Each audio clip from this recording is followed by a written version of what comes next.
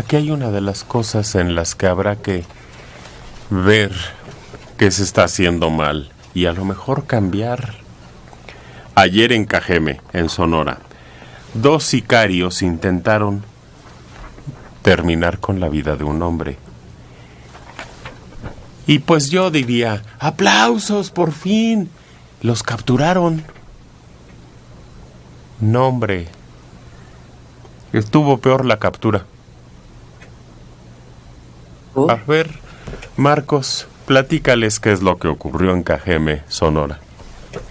Claro, Manelik, se trata de un intento de ejecución cuando 2 sujetos armados, vistiendo uniformes tácticos del ejército, atacaron a tiros a un hombre de 40 años de edad sobre la calle Jesús Otero, entre Vicente Padilla y Yucatán, de la colonia Hogar y Patrimonio. Esto pertenece a la comunidad de Esperanza, en el municipio de Cajeme, Sonora. Este hombre resulta herido de gravedad, se lo lleva una ambulancia de la Cruz Roja a un hospital cercano, pero vecinos alertan a policías municipales, se da una persecución, hubo balazos. Cuando esos 2 sicarios escapaban en un auto blanco, les dan alcance a la orilla de un canal de riego llamado Canal Bajo y Boulevard Bordo Prieto, ya del lado de Ciudad Obregón. Y sí, estos 2 sujetos, los sicarios, portaban vestimenta militar, traían placa que los acreditaba como miembros de la Secretaría de la Defensa Nacional. Se trata de Rogelio y Leonardo David, tienen unos 28 o 30 años de edad y resultaron ser ex militares, o sea que sí pertenecieron al ejército mexicano, pero fueron dados de baja y ya tenían otro empleo, andaban de sicarios, Manelik.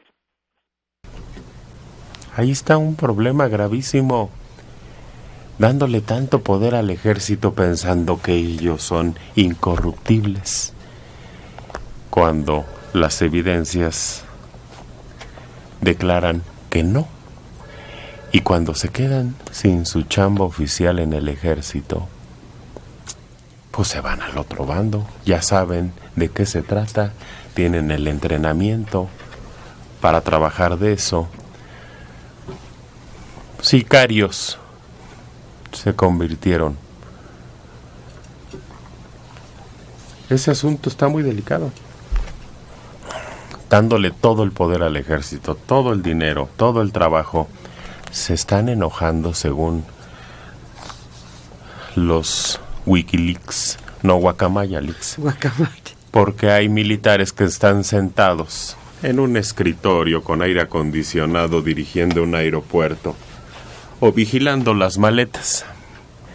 Y hay otros que están en la sierra sin ver a su familia, sin comer. Y pues jugándose la vida, Agustín. Sin duda, el ejército es inteligencia y honestidad, sin duda. Ese es el ideal, pero no todos son así. Tal vez los grandes mandos tengan esa inteligencia y esa honestidad. Vamos a ponerlo en esa tabula rasa. Pero no es así. Muchas veces las deserciones de los militares, por cansancio, por excesos, por drogas, por ubris y por muchas cosas más, cambian de bando porque es más fácil no tener la autoridad castrense que te va a estar señalando y te va a estar exigiendo. Los caiviles en Guatemala fueron el primer caso señalado en una sociedad. Habían sido organizados por los Boinas Verdes, famosísimos Boinas Verdes norteamericanos. Después de ahí se formaron los Zetas, que conocemos su paso de muerte por toda la zona norte-noroeste.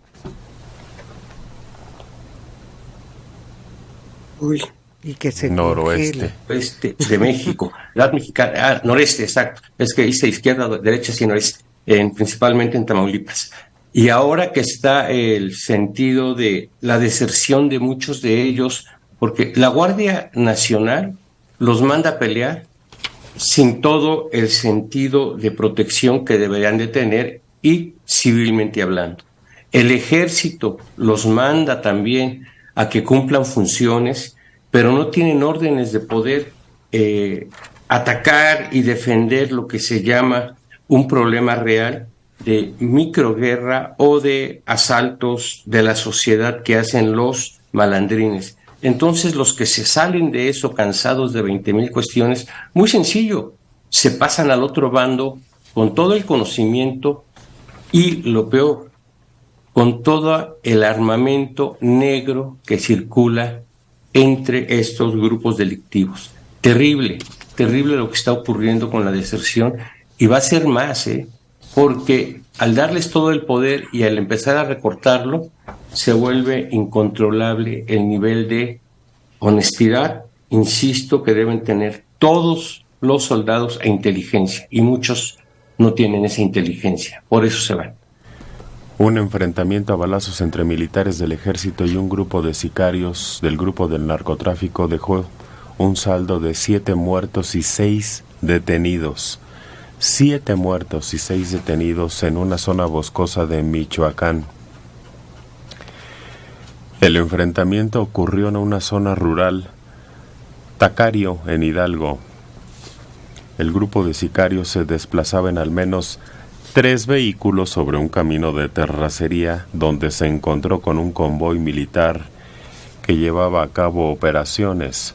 En el enfrentamiento un militar fue asesinado y otro más resultó herido, mientras que 6 civiles armados murieron y otro sufrió heridas de balas.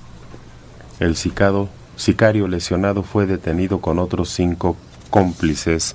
Se decomisaron rifles de asalto, así como decenas de cartuchos útiles.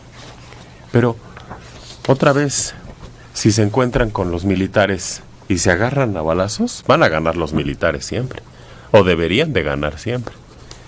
Y significa matar a todos los otros. Y eso es la esencia lo contrario de los abrazos y no balazos. Un despliegue se realizó ayer lunes en el municipio de Fresnillo, en Zacatecas. Un reporte de disparo de armas de fuego en la colonia Barrio Alto, en la cabecera municipal.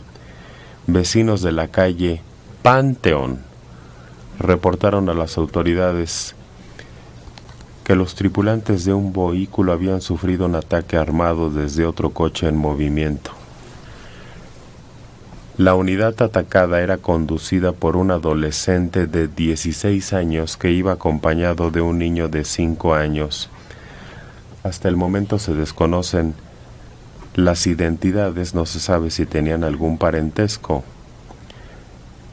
Cuando los primeros respondientes llegaron al lugar, encontraron que el adolescente de 16 años había muerto. El niño de 5 se encontraba inconsciente, pero aún presentaba signos vitales. Fue trasladado al hospital donde falleció. Iban en su carrito 16 y 5 años y los atacaron a balazos, quién sabe por qué, y los mataron a los 2. En Veracruz, José Alfredo Contreras Valderas, ejecutado la tarde de ayer en la cochera de su casa.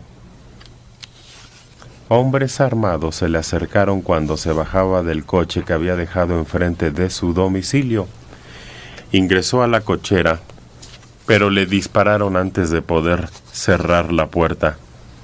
Cuando llegaron los paramédicos no tenía vida. Pero José Alfredo Contreras Valderas era director de la Escuela Secundaria General número 3 en Córdoba, Veracruz. Así que piénsenle, ¿por qué asesinar a un director de escuela? ¿Con quién caramba se mete un director de escuela? No hay nadie a salvo. Esa es la conclusión. Ándale. Lo peor es que si en 2 días resulta que fue un alumno o exalumno, esto se pone cada vez peor. Porque entonces ya no tiene que ver nada más con el crimen organizado, las grandes bandas o los cárteles de la droga, sino que ya ante la cantidad de casos que vemos es resultado de la impunidad, de que al final no hay justicia, de que al final no hay una autoridad que diga basta, que detenga, que investigue y que procese. ¿Qué pudo haber sido, como dices, un alumno rencoroso, un ajuste de que les debía dinero, ¿O que alguien vendía drogas en su escuela y se negó? Cualquiera que sea. Cualquiera. Como dice Mario Méndez Acosta, el problema es de que significa que todos pueden ser víctimas. Tijuana. Gatilleros atacaron a un juez municipal de Tijuana. Ahí se entiende más, ¿no? Juez municipal de Tijuana, dejándolo herido junto con uno de sus hijos. Estaba haciendo fila para dejar a sus 2 hijos y a otro menor frente al colegio allá en esa ciudad.